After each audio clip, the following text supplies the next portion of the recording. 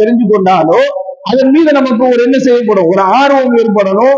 அதன் மீது ஒரு அதை ஓதும் பொழுது அதன் மீது ஒரு நம்பிக்கை, முழுமையான நம்பிக்கை வரணும். குர்ஆன்ல ஒரு வசனம் ஓதப்படுது. அந்த வசனங்கள் ஓதப்படும் பொழுது அந்த வசனங்களினுடைய அர்த்தங்களை கேட்கும் பொழுது அதன் மீது நமக்கு ஒரு ஈர்ப்பு ஏற்படணும், ஒரு உணர்வு வரணும்.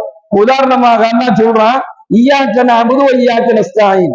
அல்-ஹம்து சூராவில் வரக்கூடிய ஒரே ஒரு சின்ன ஒரு ஆயத் அது. இய்யாக நஅபுது வ இய்யாக நஸ்தஈன், உன்னையே வணங்குகிறோம், உன்னிடத்திலே உதவி தேடுகிறோம். இதை நாம கேட்கும் பொழுது ஒரு உணர்வு வரணும். இதன் மீது இருக்கக்கூடிய அந்த உணர்வு தான் ஈமான்.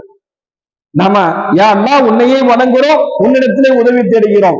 இதுல ஒரு அடியான் சரியா இருந்துட்டான் அப்படின்னு சொன்னா, இய்யாக நஅபுது வ இய்யாக நஸ்தஈன்ல ஒரு அடியான் சரியா இருந்துட்டான் அப்படின்னு சொன்னா, இரு உலகத்திலேயுமே அல்லாஹ்வினுடைய நேசத்திற்குரியவனாக அவன் மாறி விடுவான் என்பதை நாம் பார்க்கிறோம். அல்லாஹ் தஆலா அடுத்தபடியாக